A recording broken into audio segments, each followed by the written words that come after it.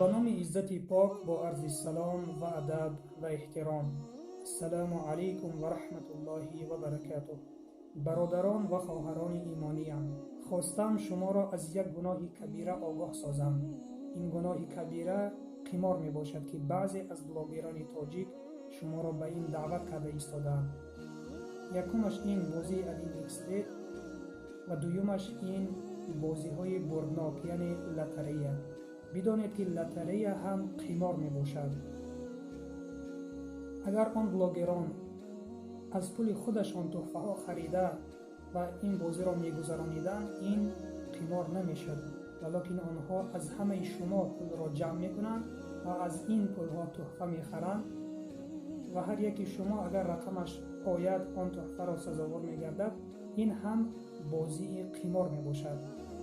الله سبحانه و تعالی در قرآن می فرماید: بسم الله الرحمن الرحیم یا ایها الذین آمنوا انما الخمر والمیسر والانصاب والازلام رجس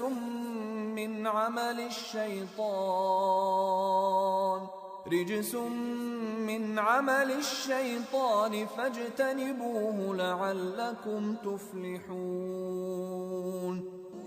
ای کسانی که ایمان آوردید، شراب و قمار و بتها و گروبندی با تیرها پلیدی و کار شیطان است. از آن پرهیز کنید تا رستگار شوید. ببینید الله سبحانه و تعالی در این آیت قمار را در ردیف شراب و بتها قرار داده است.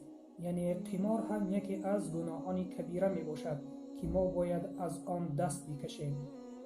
و بدانید که ایمان هر یکی شما از آن تحفه‌ای که در بازی لاتریه ها می گذارند قیمت تر است و گرانتر است و ایمان خود را با مال این دنیا عوض نکنید.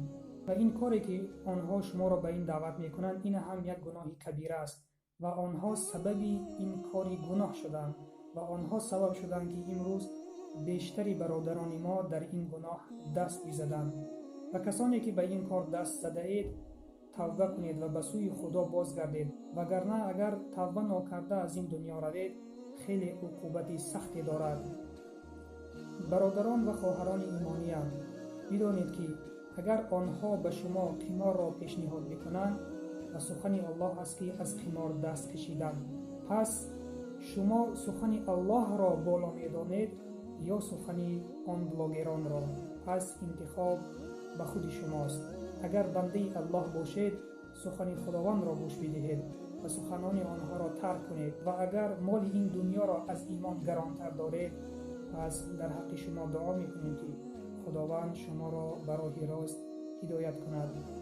و در آخر خواستم این بلاگرانی که به این کار دعوت میکنند، یعنی به کار حرام دعوت میکنند، به آنها خواستم بگویم که برادر، تو مؤمن هستی، تو مسلمان هستی، نخواد مال این دنیا را از ایمان که بهترین و گرانترین نعمت است بالاتر دانی. اگر تو مؤمن کامل، مسلمان کامل باشی، پس به سوی الله بازگرد، توبه کن که خداوند توبه پذیر است و بخشیدن را دوست می‌دارد. و سلام بر آن شخصانی که راه هدایت را پیش گرفتند.